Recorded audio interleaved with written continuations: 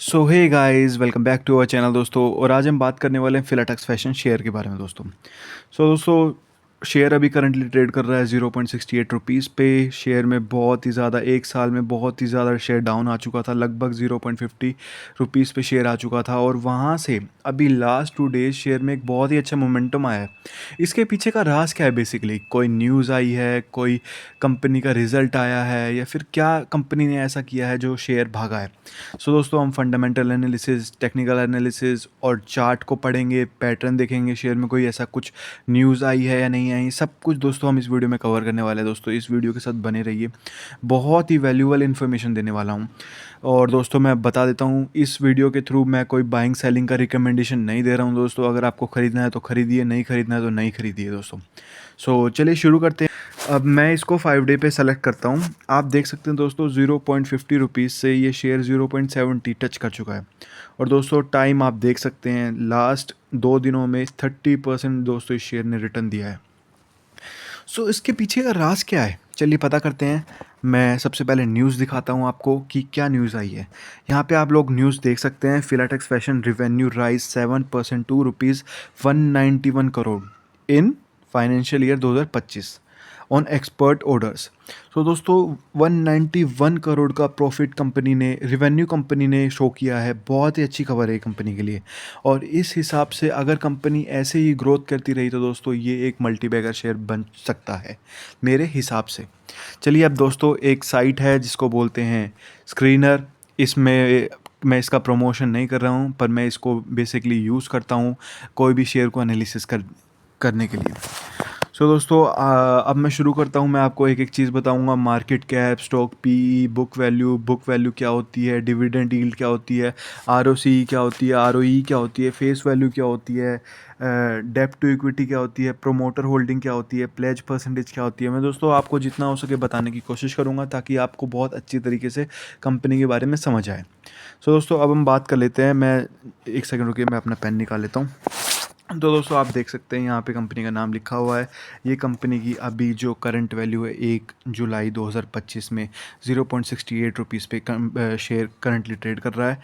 चलिए शुरू करते हैं। सबसे पहले हम बात कर लेते हैं दोस्तों मार्केट कैप। बेसिकली ये कंपनी 558 करोड़, मतलब 560 करोड़ की कंपनी ये अभी हो चुकी है। इसको आप मार्केट कैप को बेसिकली आप मार्केट वैल्यू समझ सकते हैं कि अगर आपको ये कंपनी खरीदनी है फिलाटेक्स फैशन, तो आपको 558 करोड़ रुपीज़ इनको देने पड़ेंगे ये कंपनी खरीदने के लिए। कितनी इजी लैंग्वेज में दोस्तों मैंने आपको बता दिया ना। अब मैं आपको बताता हूँ कि इसमें कैसा क्या हिसाब होता है। दोस्तों, 2 तरह की कैटेगरी होती है इसमें मार्केट कैप में। एक तो होती है छोटी, और एक होती है बड़ी। और छोटी में कौन कौन सी आती है? एक होती है स्मॉल कैप, और एक आती है मिड कैप। और बड़ी में कौन कौन सी आती है? एक आती है लार्ज कैप, एक आती है मेगा लार्ज कैप। दोस्तों, ये होता है market cap. Market cap company का नॉर्मल है, अभी छोटी कंपनी है तो इसके हिसाब से सही है। अब हम बात कर लेते हैं दोस्तों करंट प्राइस की। करंट प्राइस दोस्तों शेयर का, जैसे कि मैंने आपको बताया था, 0.68 रुपीज़ पे अभी करंटली ये ट्रेड हो रहा है। और अब हम बात कर लेते हैं हाई एंड लो।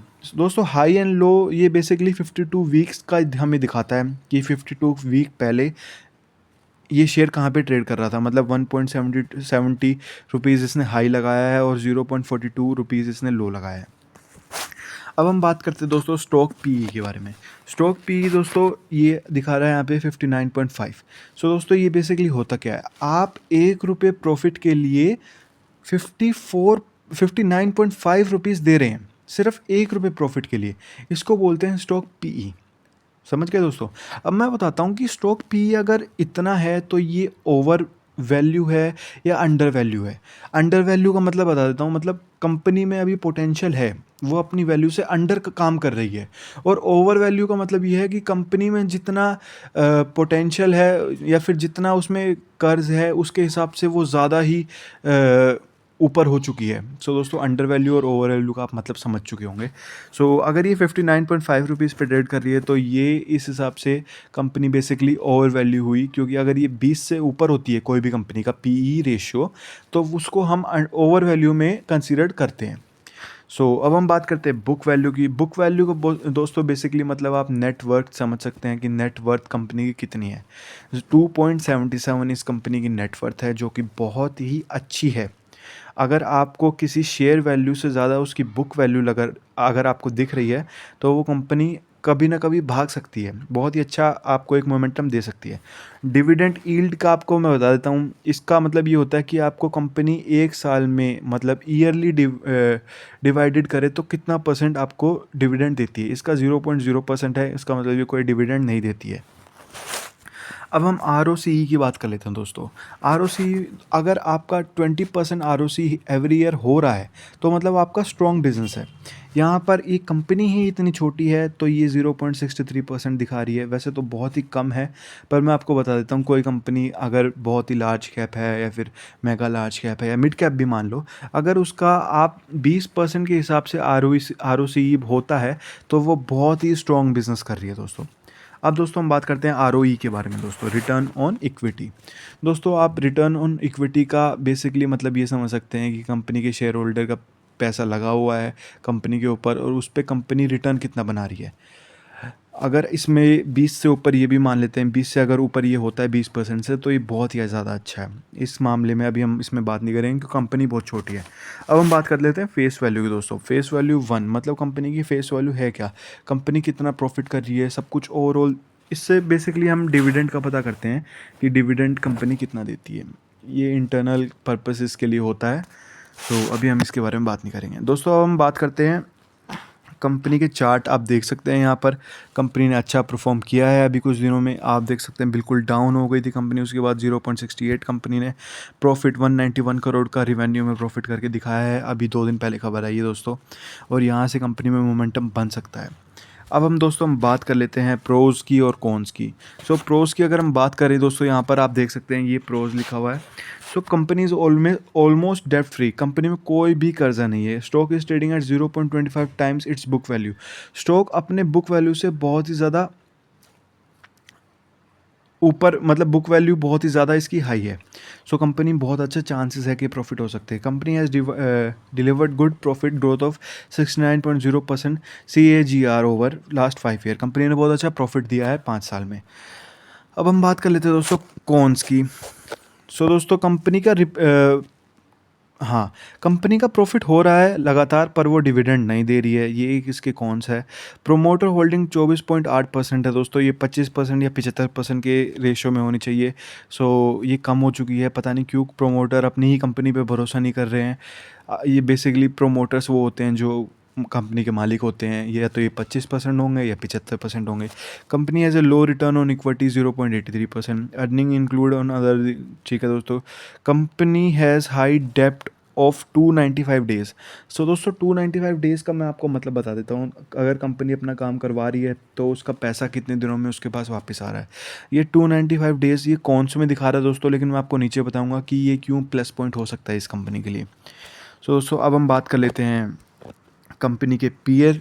मतलब पीयर का मतलब बेसिकली दोस्तों इसके कॉम्पिटिटर बोल सकते हो या इसके सिमिलर कंपनीज जो सेम काम करती है। फिलाटेक्स फैशन के बारे में बता देता हूँ दोस्तों। फिलाटेक्स फैशन मोजे बनाती है, बहुत ही ज़्यादा अच्छी कंपनी है उसके, जैसे कि एडिडास, पूमा, ये सारी कंपनी इसको टेंडर देती है और ये इनको मोजे बना के सप्लाई करती है। ये फ़ॉरेन में ज़्यादा अच्छी तरीके से इंपोर्ट करती है अगर फ़ॉरेन से इसके पास ऑर्डर आए तो। अभी फ़िलहाल इसके पास एक्सपोर्ट के ऑर्डर आए हैं। सो ये इसलिए कंपनी के लिए अच्छी बात है। इसमें से आप सेकंड नंबर पे देख सकते हैं ट्राइडेंट, जिसको मैं अच्छा शेयर मानता हूँ कहीं ना कहीं, लेकिन ये थोड़ा डाउन चल रहा है अभी। बाकी तो थोड़े से ज़्यादा ही अभी ग्रो कर चुके हैं। अब दोस्तों हम क्वार्टरली प्रॉफिट की बात कर लेते हैं। क्वार्टरली प्रॉफिट में आप दोस्तों यहाँ पर देख सकते हैं, मैं आपको एरो लगा के दिखाता हूँ जो चीज़ देखने वाली होती है दोस्तों। सबसे पहले बात करते हैं हम अपने सेल्स की। यहाँ पे आप सेल्स देख सकते हैं।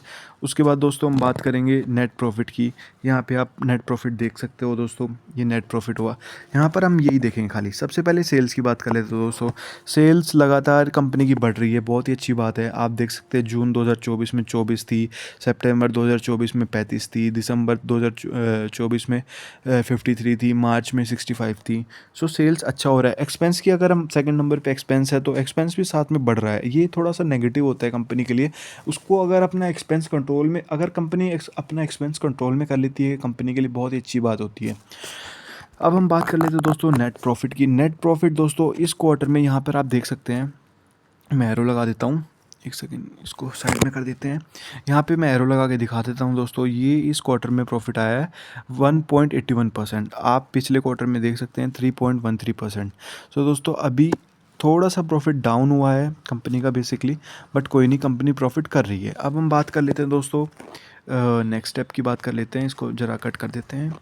अब हम प्रॉफिट एंड लॉस देखते हैं ईयरली। सो दोस्तों आप ईयरली के हिसाब से सबसे पहले सेल्स देखिए। सेल्स में अच्छा ग्रोथ हो रहा है कंपनी का। 178 करोड़ की सेल की है। लास्ट ईयर के हिसाब से 171 था। उससे लास्ट की बात करें तो 164 था। सो दोस्तों कंपनी इसमें अच्छा परफॉर्म कर रही है। सेल्स में एक्सपेंसेस कंपनी के एक्सपेंसेस की बात करें तो कंपनी की ठीक है, कंट्रोल में ही है ज़्यादा। अगर ये लास्ट ईयर जैसे कि आप देख सकते हैं मार्च 2024 में 160 थे, अगर ये 200 पहुंच जाता तो मैं बोलता कि ज़्यादा खर्चा हो चुका है, पर कोई दिक्कत नहीं है। अब हम बात कर लेते हैं दोस्तों इसमें नेट प्रॉफिट की। यहाँ पर आप पॉइंट देख सकते हैं नेट प्रॉफिट का। नेट प्रॉफिट कंपनी ने 9 करोड़ यहाँ पे शो किया है। बहुत ही अच्छी बात है। कंपनी बहुत छोटी है, कंपनी ने लगातार प्रॉफिट करके दिखाया। देख सकते हैं आप यहाँ पर 0, 0, 1, 0, 3, 12, 9। सो कंपनी प्रॉफिट कर रही है धीरे धीरे। अब हम बात कर लेते हैं दोस्तों नेक्स्ट पॉइंट के बारे में। नेक्स्ट पॉइंट आप देख सकते हैं यहाँ पर बैलेंस शीट के बारे में। बैलेंस शीट बेसिकली दोस्तों हम कंपनी के रिजर्व्स और कंपनी के बोरोइंग, लाइबिलिटी, इन सब चीज़ों के लिए देखते हैं। रिजर्व्स का मतलब दोस्तों बेसिकली कंपनी के पास कितना पैसा रखा हुआ है रिजर्व में, जिसको कंपनी बाद में यूज़ कर सकती है। यहाँ पर आप देख सकते हैं 2021 में कंपनी के पास 26 करोड़ था, फिर 75 करोड़, फिर 35 करोड़, फिर 1470 करोड़, उसके बाद 1480 करोड़। मतलब कंपनी रिजर्व अपना बढ़ा रही है, कंपनी पैसा कमा रही है तभी तो रिजर्व बढ़ा रही है। अब कंपनी की बोरिंग्स की बात कर लेते हैं। बोरिंग्स का पॉइंट यहाँ पर है। बोरिंग देखिए कितना पैसा उधार लिया हुआ है।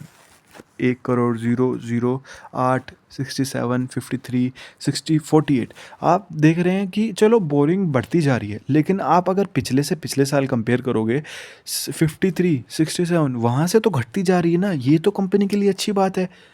आप शेयर मार्केट में इन्वेस्ट करते हो तो आपको ये सब चीज़ें देखनी चाहिए कि पिछले साल से कंपेयर करके देखना चाहिए कितने क्या परसेंट हुआ है। दोस्तों ये बहुत ही अच्छे पॉइंट होते हैं किसी कंपनी को एनालिसिस करने के लिए। ये टोटल एसेट्स की बात कर ले, टोटल लाइबिलिटी की बात कर ले, ये भी बहुत अच्छे पॉइंट है। टोटल लाइबिलिटीज़ मतलब कंपनी के ऊपर कितनी लाइबिलिटीज़ हैं, और टोटल एसेट्स मतलब एसेट्स मतलब कंपनी की बेसिकली नेटवर्थ कितनी है। अच्छा है, दोनों बराबर चल रहा है, कोई दिक्कत नहीं है। अब हम कैश फ्लो की बात कर लेते हैं। नेट कैश फ्लो आप देख सकते हैं यहाँ पर, ये पॉइंट इंपॉर्टेंट होता है नेट कैश फ्लो।